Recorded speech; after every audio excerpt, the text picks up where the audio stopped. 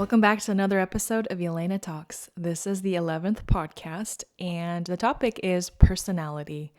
I actually really enjoy this topic because this concept of personality, I think it's so multifaceted, but the best way that I understand personality is the different colors to a person. So I know that there's such thing as character and skills. I remember I had a class when I was in my undergraduate degree, and we were taking a class on child development, adolescence. I actually really loved those classes. But we talked about personality. What is it? Is it set in stone? Do you have it forever the way you have it? Is it moldable? Is it changeable? Are you born with it? Do you develop it? There's a lot of debate about it, but my professor had said the idea is nature through nurture.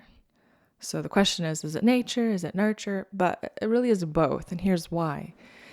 Nature, I think there's innate things born in a human.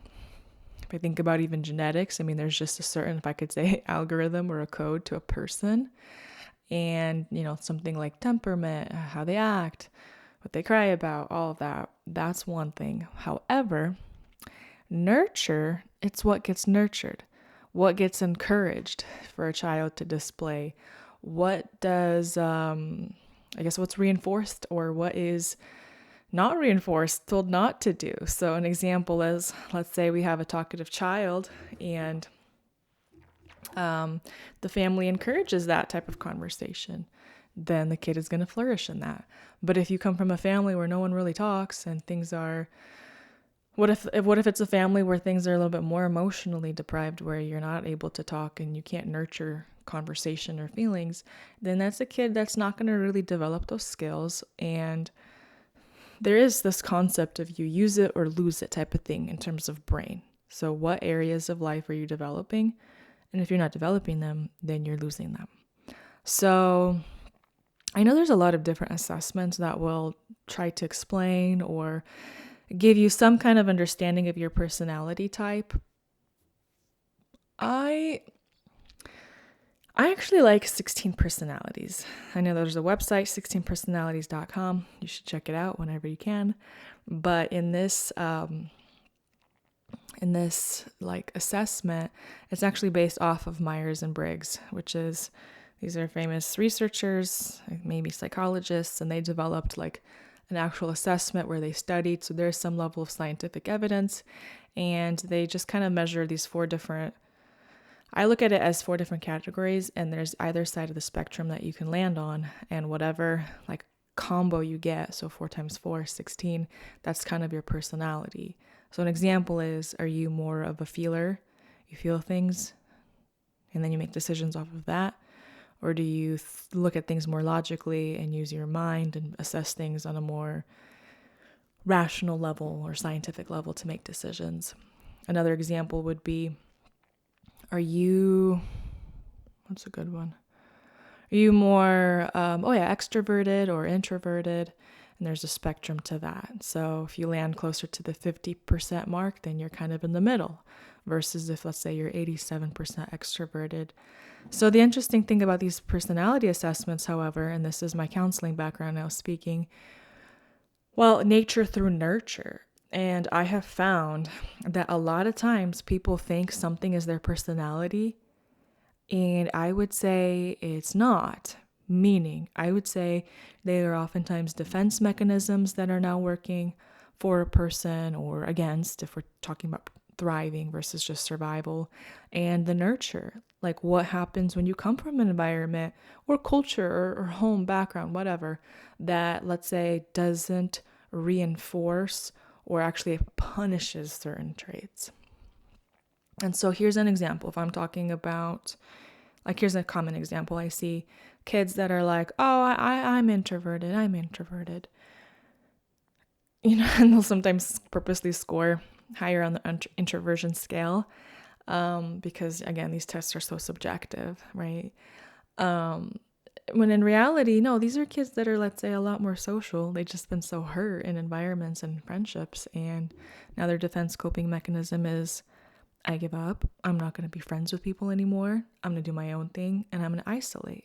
Not because deep down inside I want to, but it's because I'm so afraid of being hurt. I'm just going to do life on my own. And then, then some of the byproduct of that is, of isolation would be depression. And I know there's a whole lot of stuff involved in that, so I'm not just going to say someone who isolates is depressed. That's not what I'm saying.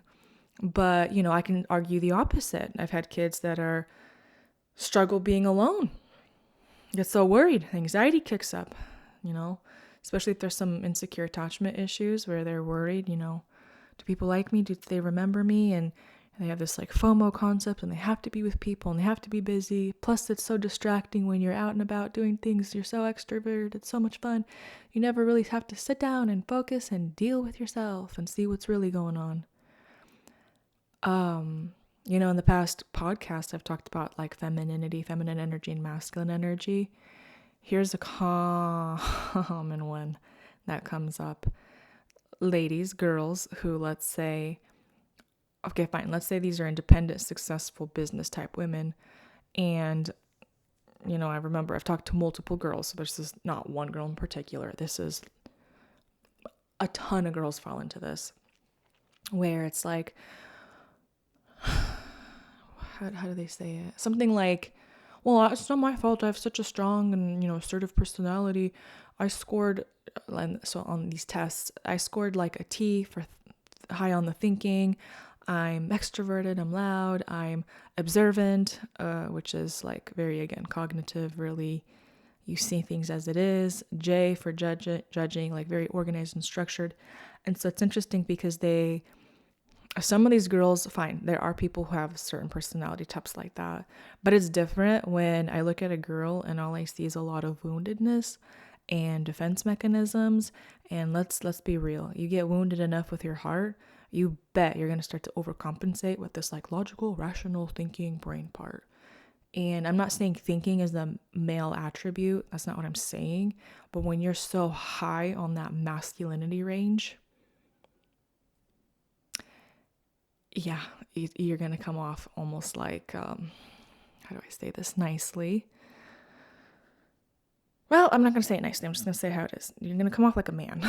So, again, I'm not saying like you can't have certain personality types that are very thinking and strong. Like we have plenty of beautiful scientists and mathematicians and, again, just like people in this like field, very chiseled with their like thought and abilities. But there's a difference when you can still relax and be a female and woman. And here's what feminine energy is. Being able to receive.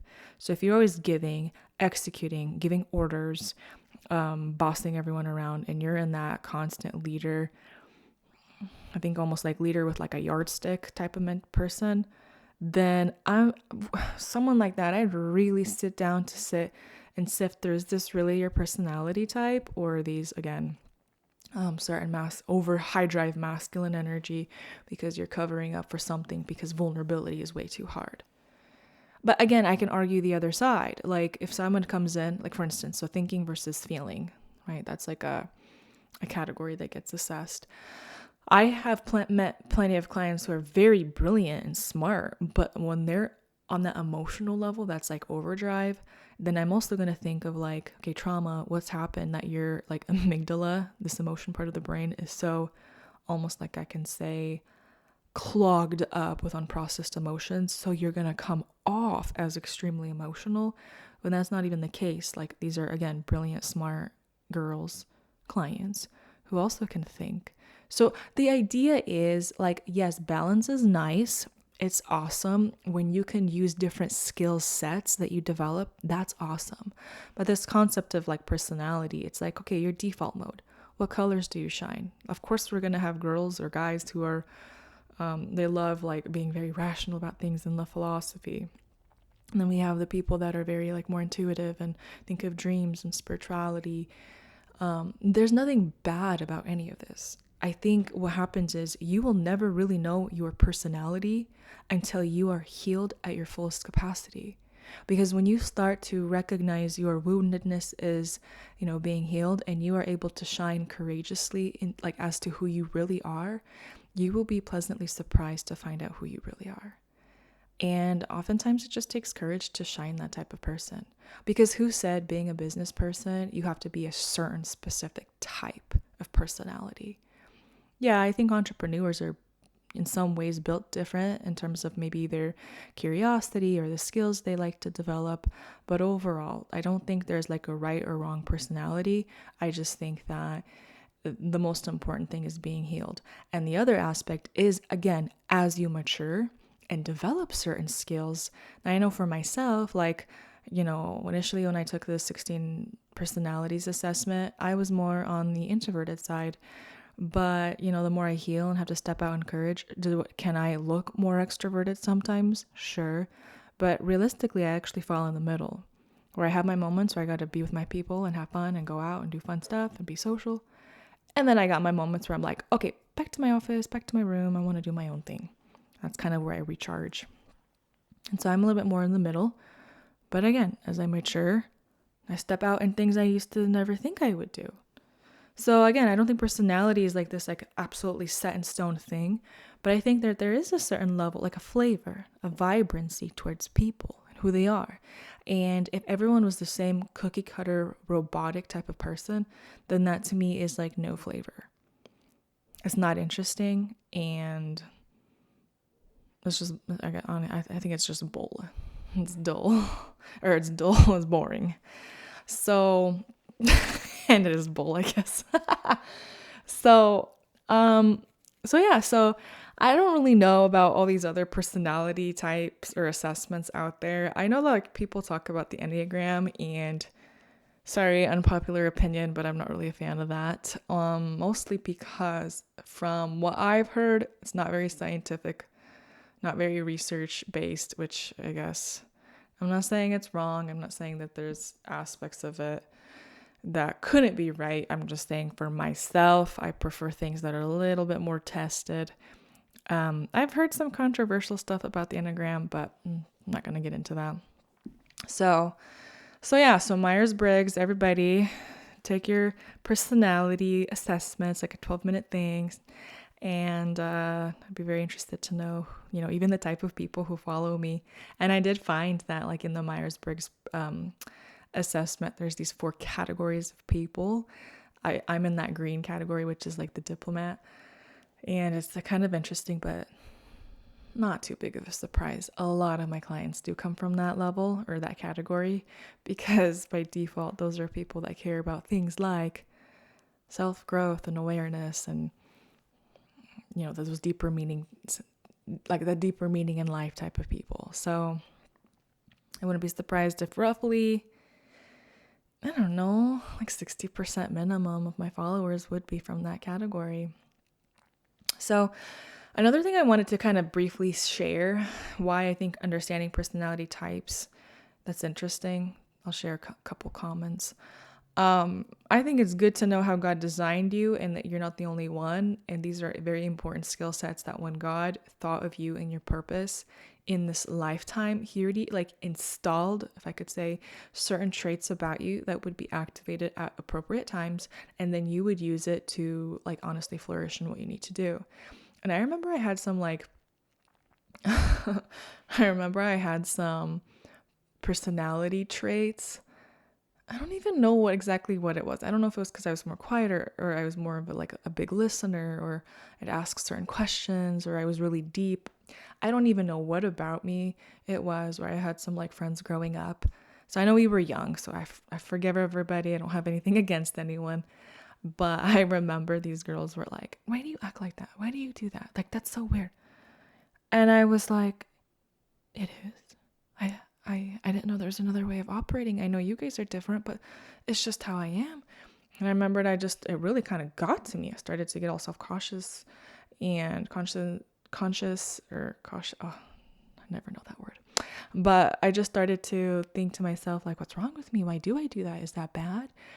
Until later on, I took these assessments, like this was way later, and I realized that those things that those girls kind of not made fun of, but just kind of put down were actually the traits that made me, drumroll, a good counselor or teacher or mentor, leader, that category type of people. And so I just was like, are you serious? Like, I really wish someone else stepped in and said, no, God created Yelena to have those skills because in the roles and functions that she's going to have later in life, those are very necessary. And the reason you girls have the opposite is because you guys are meant to do different things, and those personality traits are going to aid you in your work or purpose or whatever. So I'm very careful to not tell people, like, I'm not going to compare everyone to myself and say everyone's bad or wrong if they're not like me. Because again, we don't need a trillion Yelenas. So, so yeah, I think it's very important to have some kind of assessment of like common thing. Like, again, I just don't believe in recreating the wheel. And so I think like I'm not boxing anyone up, but I just think sometimes data is important. It's like you have plants, right? It's pretty important. Like I'm doing my podcast and I have like all my plants on my table right now because it's like by the sun. And, you know, I'd be a fool to not treat these plants at least a little different. Like, yeah, they all need certain like soil or nutrients or water or lighting or lack of lighting, whatever. But at the end of the day, me treating these plants exactly the same isn't really helpful because they're all very sensitive to the type of temperature and environment that they need to be in. Like, I got to cater a little bit to these personality types. You know, I have a plant here just with green leaves. The other one is like little roses that bud. The other one is this very Hawaiian, lush-looking red flower. I want like different plants that have different personalities. Just like I need different people on my team to have different personalities. I don't need another Yelena. I need people who are really great at admin work or creative with like social media. And I think the best type of people to hire are people who are A, pretty confident and mature in who they are, but B, they're doing what they love. Like God literally designed them to do what they do well and love it. And I mean, that's ideal. That's ideal when you become who you need to be. You really shine in your personality and you go towards a job that allows you to, if I could say, to use your personality and traits at your fullest. I've seen so many people growing up where they're like, oh, I wish I could do this, or I wish I could, you know, they name like, let's say like a doctor, or I don't know, even a person who does agriculture, something. And then they look at the requirements necessary to fulfill that, and they just kind of cheat themselves from that. And they're like, no, I'm not going to do it. Too much school or too much work or sacrifice. And I just think it's so sad. Like I just watch these people later in life kind of mope around miserably because they didn't just sacrifice some time to do the work involved to attaining that certain job title or degree or whatever. And then they just like settle for these jobs that they don't like. And I don't think a job in itself is bad. I just think if you're not aligned with something, like if you're not aligned with your purpose, because I'm not saying you don't have the means to pursue, but I think oftentimes it just comes down to, again, I'm sorry, but laziness. I think that's sad. And I think those are the people that continue to mope around, kind of thinking what their purpose in life is. And I'm thinking, you could have buckled down and busted out this like basic degree, like, not even basic, but just like a normal like trade school, or I mean just some kind of training necessary for what you still dream and think about and are pulled towards, and you have it, and now you're still moping around 10 years later. That's kind of sad. That's why I think things like discipline. And do I think discipline is a personality trait? Yeah, I don't know. Maybe some people are kind of born very like organized and structured, but at the same time, I think these are things that we develop. And, you know, even the Bible talks about things like self-control and other traits. You can develop them. In fact, they're necessary. In fact, I don't even care how amazing your personality is. If you're not responsible and you don't have solid character traits where someone can trust you to steward blessings and people and lives, then I think like I would not trust that person to hire them or to even give them my kids to babysit, pretty much. So yeah, there's a lot of fun stuff about personality types. Sometimes if I really want to, I'll think of a person and just be like, what kind of personality type do they have? And I'll try to guess them before they take the assessment. So yeah, that is personality, your persona, who you are. What else do I have to say about this topic? This might be a little bit of a shorter podcast today. Yeah, it's just this balance. Like, I'm not asking people to box themselves up, but I do think it's really cool to have some kind of perspective of who you are. Because I remember I was talking to someone who was very frustrated about a situation. It just bothered him. And then I remembered his personality type, and I realized he was people with his personality type really value things like ideals and morals and like principles. And when people or the world violates that, for people like him and that personality type, it really like bothers him on a core level. And so it wasn't just like a personal trigger or something. It just made sense. Like, hey, God designed you for this stuff to bother you. That's why people like you actually make a difference in the world in this area of life. I think that brought him a lot of peace to not feel like what's wrong with him? Why is he so like cyclically thinking about this? So, let me think. Yeah, I think that's. Oh, kind of another side note. I know this might sound a little weird, but I actually have identified that there are personality types that are harder for me, believe it or not. So that's the thing, like knowing like what, so like the Myers-Briggs assessment breaks down in like people in 4 categories.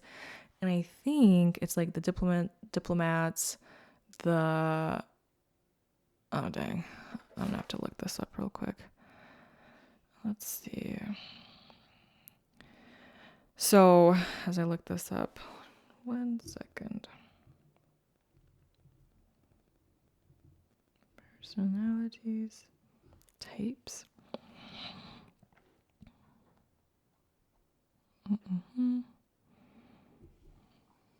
Personality types. Okay. So we got the analysts.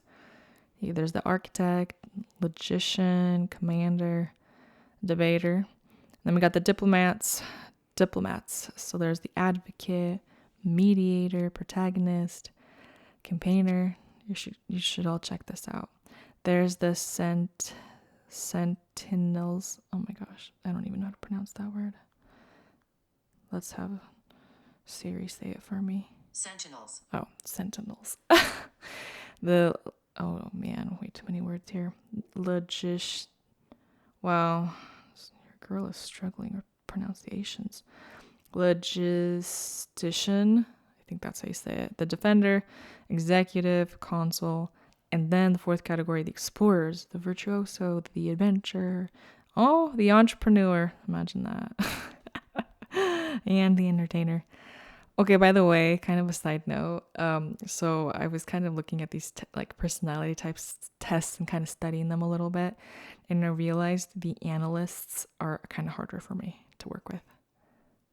Now, let me tell you why, because we know we need these people in the world, okay? My brother and my dad land in that category. Like, they're the they're the engineers. They really figure problems out. But I find that they get so into their head, their projects, which is, again, necessary for this world. But I struggle to have, like, heart-to-heart conversations with them. Among many other reasons, but I just kind of gave up. And I know that I've met even clients were so, like, philosophical and had these, like, I just realized, oh man, they're remarkable, but my brain is like having a hard time wrapping around what they're talking about. And instead of me judging them and saying they're boring or you guys are concerned with the not important things, I don't think like that. I just think of like, wow, they have gifts in areas where, thank God, we have people gifted, because that's not me. And kind of funny story, but I I just like did a little assessment. It's just a little private, but I did an assessment, and I one time realized like all the guys I liked when I was younger were all in literally the same personality type. So it was like literally same personality type, different face, different name. That's about it. But then I also had to do some soul searching and see what was going on. Why was I drawn to that? So anyways, so I'm just gonna kind of wrap up today's episode a little bit shorter. It's a fun topic. I don't think it's like, all there is. I think One more thing I wanted to say, the strengths. I really liked reading strengths and weaknesses because technically speaking, your greatest strengths are oftentimes your greatest weakness if you're not careful. So, for instance, like a person who's, okay, here's an example. Someone who might be very sensitive, they can perceive things, they can pick up stuff. That's wonderful. But then the other problem is they might be almost like hypersensitive to certain things that are maybe not so true, or maybe even like misinterpret as almost like rejection or whatnot. Here's another example. You can be, let me think. Oh, here's one.